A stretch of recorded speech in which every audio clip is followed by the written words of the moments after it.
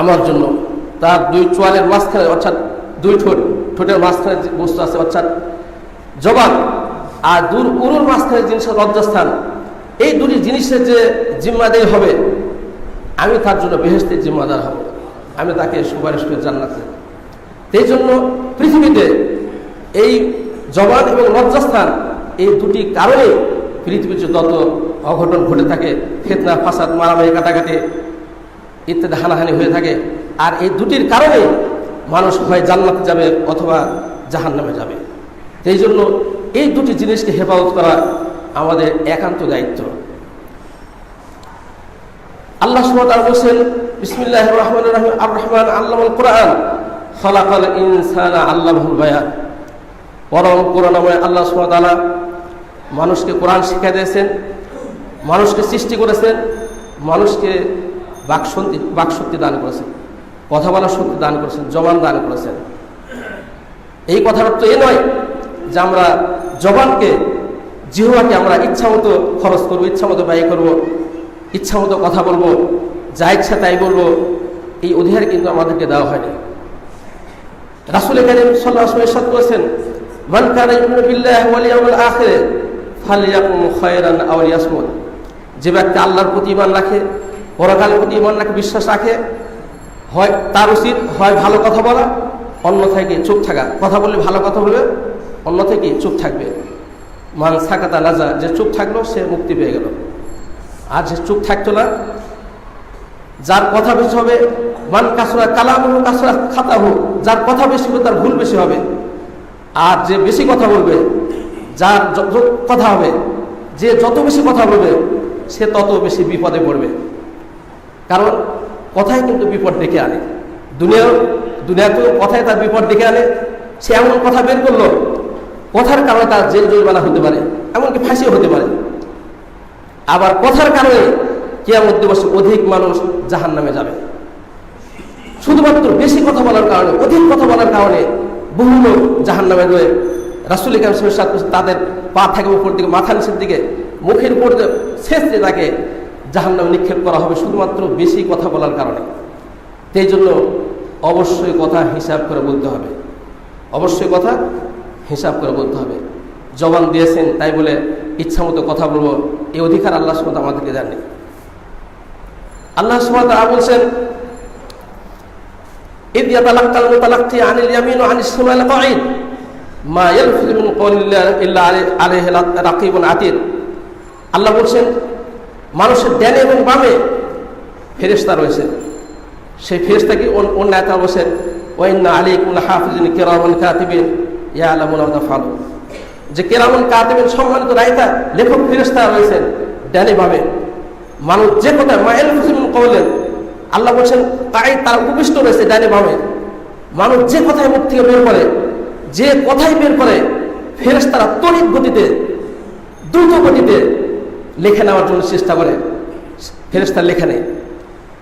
মানুষ মুখ থেকে যে কথাই বের করে তাড়াতাড়ি সঙ্গে সঙ্গে তড়িঘড়ি করে তৎক্ষণাৎ তারা লেখা নেয়, এবং মানুষ যা করে ফেরেশতারা তা অবগত হয়, দেখতে পায়।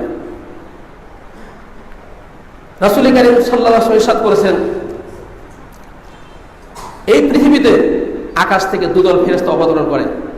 একদল ফেরেশতা আসরের সময়, একদল ফেরেশতা হলো ফজরের সময়।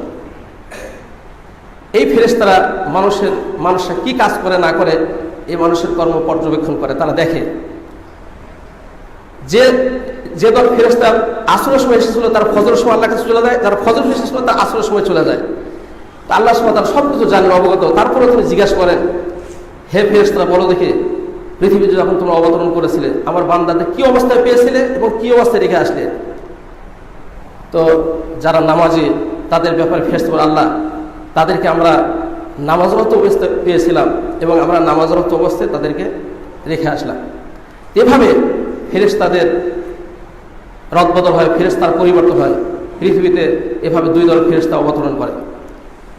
আল্লাহ সুবহানাহু ওয়া তাআলা বলছেন, তোমাদের ডানে এবং বামে দুজন ফেরেশতা তারা উপবিষ্ট রয়েছে, তোমরা মুখ থেকে যে কথাই বলো তাড়াতাড়ি তারা লিখে নেয়। শুধু তাই নয়, আল্লাহ বলছেন, লাহু মুআক্কিবাতুম মিন বাইনি ইয়াদাইহি ওয়া মিন খালফিহি ইয়াহফাযুনাহু মিন আমরিল্লাহ। আল্লাহ বলছেন মানুষের জন্য একদল ফেরেশতা রয়েছে সামনে, একদল ফেরেশতা থাকে পিছনে, একদল ফেরেশতা সামনে, একদল ফেরেশতা পিছনে। এই ফেরেশতাগুলো আল্লাহর নির্দেশে তাকে সংরক্ষণ করে, তাকে হেফাজত করে। মানুষ যেখানে যায় তার সামনে একদল ফেরেশতা থাকে, পিছনে একদল। আর ডানে বামে তো দুজন ফেরেশতা তো লেখার দায়িত্বে তারা রয়েছে। আপনার পৃথিবীতে দেখে থাকেন মন্ত্রী, মিনিস্টার, রাষ্ট্রপতি যখন যায় তখন সামনে পিছনে প্রহরী থাকে, মাঝখানে তিনি থাকেন, তো তাকে পাহারা দিয়ে নিয়ে যায়। তো আমাদের প্রত্যেকের সামনে পিছনে এরকম ফেরেশতা রয়েছে। আমরা যেখানে যাচ্ছি সামনে সামনে ফেরেশতা, পিছনে ফেরেশতা। আমরা ফেরেশতাদের বেষ্টনের মধ্যে আমরা চলাচল করি। ফেরেশতারা আমাদের প্রহরী, আল্লাহ সুবহানাহু ওয়া তাআলা আমাদের জন্য প্রহরী নিযুক্ত করেছে। সামনে একদল, পিছনে একদল, আবার ডানে বামে ফেরেশতা। এই জন্য অবশ্যই আমাকে মনে রাখতে হবে আল্লাহর বাণী অবশ্যই সত্য। আমি যেখানে যাচ্ছি আমি কিন্তু একা নই, আমার পিছনে সামনে ডানে বামে ফেরেশতা রয়েছে। আমি কি করতেছি না করতেছি সব কিন্তু ফেরেশতা দেখতেছে। তারা রেকর্ড করে, ভিডিও করে নিচ্ছে এবং সাথে সাথে সবকে লিখে নিচ্ছে। আল্লাহ সুবহানাহু ওয়া তাআলা বলছেন কিয়ামত দিবসে অকারা করিন ও হাদ ওয়ালাদি আতিদ, তার সঙ্গী ফেরেশতা বলে এই যে আমলনামা আমার কাছে আছে, তুমি জীবনে কি আমল করেছো সব আমলনামা এই যে আমার সামনে ফেরেশতা দেখাবে। তার জীবনের ছোট বড় যত আমল আছে ফেরেশতাকে সব লিখে নিচ্ছে, কোনো আমল কোনো ছাড়া হচ্ছে না, বিন্দু ছোট থেকে ছোট আমল ছাড়া হচ্ছে, সব কিছু লেখা হচ্ছে, ভিডিও রেকর্ড হয়ে যাচ্ছে। এজন্য আল্লাহ বলছেন যখন কিয়ামত দিবসে তার আমলনামা দেখতে পাবে, দেখে অবাক হয়ে যাবে, বলবে মা লিহাযাল কিতাব লা ইউগাদিরু সাগীরাতান ওয়ালা কাবীরাতান ইল্লা আহসাহা। সে অবাক হয়ে হায় আশ্চর্য, এটি এমন আশ্চর্য কিতাব, এমন আশ্চর্য আমলনামা যে আমার জীবনের ছোট বড় কোনো কিছু ছাড়া হয়নি, কিভাবে এই কিতাব আমলনামা কিতাবে সংরক্ষণ করা হবে। সে অবাক হয়ে যাবে, জীবনের ছোট বড় কিন্তু কোনো কিছু ছাড়া হচ্ছে, সব কিছু লেখা হচ্ছে। বিশেষ করে মুখ থেকে যে কথাই আমরা বের করছি তৎপর ফেরেশতা, প্রহরী ফেরেশতা, লেখক ফেরেশতা দ্রুত গতিতে তা লিখে নিচ্ছে। কিয়ামত দিবসে এই কথার অবশ্যই হিসাব হবে। শুধু তাই নয়, ফেরেশতা তো রয়েছে ডানে বামে সামনে পিছনে। এই যে আমার বডির চামড়া, আল্লাহ বলছেন হাত্তা ইযা ওয়াজাউহা শাহিদা আলাইহিম সামউহুম ওয়া আবসারুহুম ওয়া জুলুদুহুম বিমা কানু ইয়ামালুন। আল্লাহ বলছেন যে কিয়ামত দিবসে মানুষের চামড়া, বিশেষ আল্লাহ বলছে চক্ষু, কর্ণ এবং তার চামড়া সেদিন তার বিরুদ্ধে সাক্ষী দেবে। সে দুনিয়াতে কি করেছে, কি কর্ম করেছে, কি কাজ করেছে, এই বিরুদ্ধে আল্লাহ রাব্বুল আলামিন কাছে সাক্ষী দিবে। তখন সে বলবে লিমা ক্বালু জুলুদিহিম লিমা শাহিদতুম আলাইনা ক্বালু আনতাকানা আল্লাহু আল্লাযী আনতাকা কুল্লা শাই। নিজের চামড়াকে উদ্দেশ্য করবে, হে আমার চামড়া কেন আজকে আমার বিরুদ্ধে সাক্ষ্য দিলে?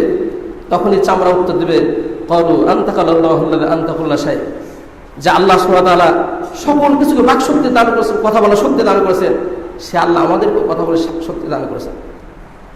তুমি যখন কোনো পাপ কাজ করতে, অন্যায় কাজ করতে, মনে করতে যে আল্লাহ আমার এইসব পাপ কাজ দেখেন, আমার এগুলি আল্লাহ আমার এই পাপ কাজ সম্পর্কে অবগত নন। তুমি যে পাপ কাজ যখন করতে তখন মনে করতে যে আল্লাহ কি এগুলো অনেক কিছু জানেন না, আল্লাহ সম্পর্কে অবগত নন। এই যে তোমার ধারণা যে আল্লাহ দেখতেছেন না, তুমি পাপ কাজ কেউ দেখে না, আল্লাহ দেখেন না, এই চিন্তা ভাবনা, এই ধ্যান ধারণা তোমাকে সে ধ্বংস করে দিয়েছে। আজকে তুমি ক্ষতিগ্রস্ত হয়েছে। এই জন্য আমাদের ডানে বামে সামনে পিছনে একদল ফেরেশতা রয়েছে, তারা তো দেখতেছেন, তারা লিখতেছেন, সেই সাথে আবার নিজের বডি, নিজের হাত পা। আল্লাহ বলছেন আলিয়া নাখতুমু আলা আফওয়াহিহিম ওয়া তুকাল্লিমুনা আইদিহিম ওয়া তাশহাদু আরজুলুহুম বিমা কানু ইয়াকসিবুন। কিয়ামত দিবসে আল্লাহ বলছেন তার জবান বন্ধ করে দেব, মুখ দিয়ে কথা বলতে পারবে না, তার অঙ্গ প্রত্যঙ্গ, হাত পা, এগুলি তার বিরুদ্ধে আল্লাহ রাব্বুল আলামিন সাক্ষী দেবে। এই জন্য আমরা মনে করতেছি হাত পা চামড়া এগুলি আমরা এগুলি শরীর যাতে ভালো থাকে, সুস্থ থাকে, এই জন্য ভালো খাবার খাই, ভালোভাবে যত্ন নিই, সাবান রাখি, কিন্তু এগুলি যে আমাদের বিরুদ্ধে সাক্ষী দেবে এই কথা কিন্তু আমরা মাথায় রাখি না। এই জন্য আমরা যেখানে থাকি, যে অবস্থায় থাকি, মনে করতে হবে যে আমি একা নয়, আমি একা একা পাপ করছি, কেউ দেখতেছে না, কিন্তু আমার বডি, আমার চামড়া তো দেখতেছে, আমার হাত পা আমার সঙ্গে আছে, এগুলিতে আমার বিরুদ্ধে সাক্ষী দেবে। আর ফেরেশতা তো রয়েছে, আমরা ফেরেশতাদের দেখতে পায় না, কিন্তু অবশ্যই কি বিশ্বাস রাখতে হবে। আল্লাহ বলছেন তোমাদের মানুষের সামনে পিছনে একদল ফেরেশতা থাকে, যেখানে যায় তার সঙ্গে ফেরেশতা থাকে, প্রহরী ফেরেশতা থাকে। এ কথা আমাদেরকে বিশ্বাস করতে হবে। আমরা দেখি না, আর দেখার মতো শক্তি আল্লাহ পাক আমাদের দান করেনি, সেই দৃষ্টি শক্তি আমাদেরকে দেননি। কারণ আমরা সূর্যের দিকে তাকিয়ে থাকতে পারি না, আকাশের দিকে তাকালে আকাশ মনে হয় যে নীল। এই জন্য মানুষ বলে দি স্কাই ব্লু, যে আকাশ নীল, কিন্তু আকাশ কিন্তু আসলে নীল না, মানে আমাদের চোখে আকাশ নীল মনে হয়। তো আমরা প্রথম আসমান দেখতে পাই না, ফেরেশতাদের দেখতে পাই না, জিনকে দেখতে পায় না, শয়তানকে দেখতে পায় না, কিন্তু তারা কিন্তু আমাদেরকে ঠিকই দেখে। আল্লাহ বলছেন ইন্নাহু ইয়ারাকুম হুয়া ওয়া কাবিলুহু হাইসু লা তারাউনাহুম, নিশ্চয় শয়তান এবং তার দলবল তোমাদেরকে এমন ভাবে দেখে যে তোমরা তাদেরকে দেখতে পাও না। আমরা শয়তানকে দেখতে পাই না, জিনকে দেখতে পাই না, ফেরেশতাদের দেখতে পাই না। এই দৃষ্টিশক্তি আল্লাহ পাক আমাদেরকে দান করেননি। পক্ষান্তরে এমন কিছু প্রাণী আছে যে প্রাণীর দৃষ্টিশক্তি আল্লাহ এমন দিয়েছেন, যেমন বানর বলেন, বানর উপরে যেমন দেখতে পায়, পানির নিচে সমান দেখতে পায়। পানির নিচে যখন একটা ফল থাকে তবে যে সোজা ফলের কাছে যাবে, ফল নিয়ে চলে আসতেছে, আপনার জিওগ্রাফি দেখে থাকেন যে এদিক ওদিক যায় না, সোজা ফলের কাছে ফল নিয়ে চলে আসছে, কিন্তু আপনি পানিতে যান ডুব দেন দেখতে পাবেন না। আবার কিছু পাখি আছে উপরে যেমন দেখেন মাটির নিচে তেমন দেখেন, যেমন হুদহুদ পাখি, সূরার নাম যেমন হুদহুদের ঘটনা আপনারা শুনেছেন, এটা সুলাইমান আলাইহিস সালামের সঙ্গে থাকতো। হুদহুদ পাখি উপরে যেমন দেখে মাটির নিচেও তেমন দেখতো, এবং মাটির নিচে কোথায় পানির স্তর কোথায় আছে, পানির স্তর কোন অবস্থায় আছে, কোথায় অল্প মাটি খনন করলে দ্রুত পানি বের হয়ে আসবে, এটা হুদহুদ পাখি বলে যেতে পারতো। সুলাইমান সালাম বলে যেতেন, সুলাইমান সালাম তার বাহিনীকে নিয়ে অমুক জায়গায় মাটি খনন করো, সেখানে অল্প খনন করে পানি বের হয়ে আসবে। এই খবরকে দিত হুদহুদ পাখি, উপরে যেমন দেখে মাটির নিচে গিয়ে তেমন দেখবে। তাহলে আল্লাহ সুবহানাহু ওয়া তাআলা পাখির দৃষ্টিশক্তি কত দিয়েছিলেন। এই জন্য মানুষ বলে যে তাহলে পাখি উপরে যেমন দেখে মাটির নিচে তেমন দেখে, তো হুদহুদ পাখিকে তো আবার জালে আটকা পড়া যায়, আর সবাইগুলো মানুষ খায়, তাহলে জালে আটকা পড়ে কেন, মারা যায় কেন? তার উত্তর বলা হয়েছে যখন তার মৃত্যু ঘনিয়ে আসে তখন সে চোখে দেখতে পায়, অন্ধ হয়ে যায়, যার কারণে জালে আটকা পড়ে যায়। কিন্তু মৃত্যুর আগ পর্যন্ত উপরে যেমন দেখে নিশ্চয় তেমন দেখে, জালেও আটকা পড়ে না, কিন্তু যখন মৃত্যু ঘনিয়ে আসে তখন আর দেখতে পারে জালে আটকা পড়ে যায়। এই জন্য পাখিকে আল্লাহ সুবহানাহু ওয়া তাআলা দৃষ্টিশক্তি এত দিয়েছেন যে উপরে মাটির নিচে সমান দেখতে পায়, কিন্তু মানুষ সামনে দেখতে পায়, পিছনে কি আছে দেখতে পায় না, দূরে কি আছে দেখতে পায় না। আর আল্লাহকে তো দেখার কোনো প্রশ্নই আসে না, আল্লাহকে তো দেখা কি কোনো প্রশ্নই আসে না। মানুষ আল্লাহকে দেখতে পায় না। এই দুনিয়ার চক্ষু দিয়ে, দুনিয়ার দৃষ্টিশক্তিতে আল্লাহকেও দেখা কারো পক্ষে সম্ভব নয়। এই জন্য রাসূল কারীম সাল্লাল্লাহু আলাইহি ওয়াসাল্লাম তিনি মিরাজে গিয়েছিলেন, 7 আসমান অতিক্রম করে আল্লাহর কাছে গিয়েছিলেন। তো হযরত আয়েশা রাদিয়াল্লাহু বলছেন, ইয়া রাসূলুল্লাহ, আপনি কি আল্লাহকে দেখতে পেয়েছিলেন? আপনি যে আল্লাহর কাছে গিয়েছিলেন মিরাজে গিয়ে আল্লাহর সঙ্গে কথা বলেছেন, আল্লাহকে দেখতে পেয়েছেন? বলছেন, না, আমি আল্লাহকে দেখতে পাই, আমি পর্দার আড়াল থেকে আল্লাহর সঙ্গে কথা বলেছি, কিন্তু তাকে দুনিয়ার চর্মচক্ষুতে আল্লাহকে দেখা সম্ভব নয়। এজন্য হযরত মুসা আলাইহিস সালাম তিনি সরাসরি আল্লাহর সাথে কথা বলতেন, তিনি একজন নবী, সরাসরি আল্লাহর সঙ্গে কথা বলতেন। তো মুসা আলাইহিস সালাম আল্লাহর কাছে বলছেন, রব্বির আরিনি আনজুর ইলাইক, হে আমার প্রভু, আমাকে দর্শন দিন, আপনাকে আমি দেখবো, আপনার সঙ্গে কথা বলি, কিন্তু আপনাকে দেখতে পান, আপনি কেমন, আপনাকে দেখা দেন, আপনাকে দেখতে চাই। আল্লাহ বলছেন, ক্বালা লান তারানি, কোশ্চেন কালে তুমি আমাকে দেখতে পাবে না, ওয়ালাকিন আনজুর ইলা জাবাল ফাইন ইসতাকাররা মাকানাহু ফাসাওফা তারানি, উঁচু যে পাহাড়ের দিকে তাকিয়ে থাকো, পাহাড় যদি স্থানে ঠিক থাকে তাহলে আমাকে দেখা সম্ভব, এছাড়া কোশ্চেন কালে তোমাকে দেখতে পাবে না। ফালাম্মা তাজাল্লা রাব্বুহু লিল জাবালি জাআলাহু দাক্কান দাক্কা, এরপর আল্লাহ সুবহানাহু ওয়া তাআলা যখন তার নূর, তার নিজের সামান্য নূর, সামান্য আলো যখন সেই তুর পাহাড়ে প্রকাশ করলেন, দুক্কাতে জেবাল দাক্কান দাক্কা, আল্লাহ বলছেন পাহাড় সাথে সাথে চূর্ণ বিচূর্ণ হয়ে গেল, পাহাড় বিধ্বস্ত হয়ে গেল, এবং মুসা আলাইহিস সালাম বেহুশ হয়ে পড়ে গেলেন, অজ্ঞান হয়ে গেলেন। এরপর মুসা আলাইহিস সালামের জ্ঞান ফিরে আসে, আল্লাহ পাক জ্ঞান ফিরিয়ে দিলেন। তিনি বললেন, তুবতুল্লাহ, আল্লাহ, আমি আল্লাহর কাছে আপনার কাছে তওবা করছি, আমি প্রথম আপনাকে বিশ্বাস করি, আমি মুমিনদের অন্তর্ভুক্ত, আমি আপনি যে আসেন আমি বিশ্বাস করি। তো মুসা আলাইহিস সালাম দেখা তো দূরের কথা, একটা পাহাড়, পাথরের পাহাড়, সেই পাহাড়ে আল্লাহ সুবহানাহু ওয়া তাআলা 7 আসমান, তার উপরে 8টি বেহেশত, সর্বোচ্চ বেহেশত জান্নাতুল ফেরদাউস, তার উপরে আল্লাহর আরশ, আল্লাহু আলাল আরশ, আল্লাহ সুবহানাহু ওয়া তাআলা আরশে সমাসীন, সেখান থেকে সামান্য নূর আলো, সামান্য আলো পাহাড়ে প্রকাশ করলেন, তুর পাহাড়ে, পাথরের পাহাড় সহ্য করতে পারলেন না, বিধ্বস্ত হয়ে গেল, ধ্বংস হয়ে গেল, চূর্ণ বিচূর্ণ হয়ে গেল। তাহলে বলুন, এই চর্মচক্ষু দিয়ে মানুষের পক্ষে আল্লাহকে দেখা সম্ভব? দেখা কখনো সম্ভব নয়। কিন্তু দেখা সম্ভব কখন? আল্লাহ বলছেন কিয়ামত দিবসে, আল্লাহ বলছেন ফাকসাম আনকা গিতাকা ফাবসার করে ইয়াউম হাদিদ। আল্লাহ কিয়ামত দিবসে বলবেন, আজকে তোমার চোখের আবরণ আমি সরিয়ে দিলাম, চোখের পর্দা আমি সরিয়ে দিলাম, আজকে তোমার চোখের দৃষ্টি অত্যন্ত প্রখর। কিয়ামত দিবসে মানুষের দৃষ্টি এত প্রখর হবে যে সেদিন আল্লাহকে মানুষ সশক্তি দেখতে পায়। সুবহানাল্লাহ।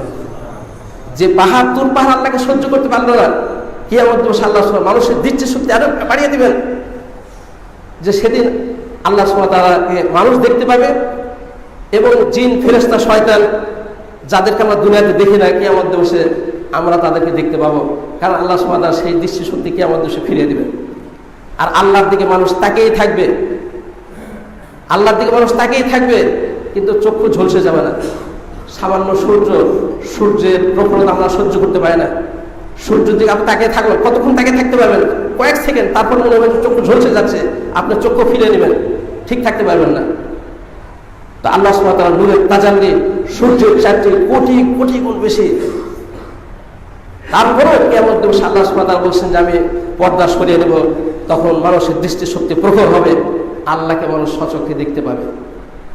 এবং আল্লাহ সুবহানাহু ওয়া তাআলা বলবেন, আল্লাহ সুবহানাহু ওয়া তাআলা বলবেন যে আমি আমার পায়ের হাঁটু, আল্লাহ সুবহানাহু ওয়া তাআলা তার পা হাঁটু বের করে দিয়ে তাদেরকে আহ্বান করে, এসো আমাকে সিজদা করো। তো যারা দুনিয়াতে সিজদা করছে, দুনিয়াতে নামাজ পড়েছে, তারা সকলে সিজদায় পড়ে যাবে। আর যারা দুনিয়াতে সিজদা করে নাই, রুকু করে নাই, নামাজ পড়ে নাই, সেদিন তারা তাদের কোমর বাঁকা করতে পারবে না, হাঁটু বাঁকা করতে পারবে না, তারা আল্লাহকে সিজদা দিতে পারবে না। আল্লাহ বলছেন তারা সিজদা দিতে সক্ষম হবে না। তো সেদিন তারা যে মিথ্যুক মুসলিম, ঝুট মুসলমান বলে প্রমাণিত হবে। আল্লাহ সুবহানাহু ওয়া তাআলা ফেরেশতাদের নির্দেশ দিবেন, এদেরকে জিনজিতে বেঁধে, জাহান্নামের শিকলতে বেঁধে জাহান্নামে নিক্ষেপ করো। কারণ সে মুসলিম ছিল না, দুনিয়াতে সিজদা করে নাই। তা আল্লাহকে মানুষ দেখবে, আল্লাহর আহ্বানে সাড়া দিয়ে আল্লাহ হাঁটু বের করে মানুষ সিজদায় পড়ে যাবে। তো সেদিন মানুষের দৃষ্টিশক্তি এত বাড়িয়ে দেবেন আল্লাহ সুবহানাহু ওয়া তাআলা, প্রখরতা বাড়ে। কিন্তু দুনিয়াতে চর্মচক্ষু দিয়ে কারো পক্ষে শয়তান, ফেরেশতা, জিন, আর আল্লাহকে দেখা কারো পক্ষেই সম্ভব নয়, আল্লাহর কাছে গেলেও সম্ভব নয়, যেহেতু আল্লাহ রাসূল তাকে দেখতে পাননি।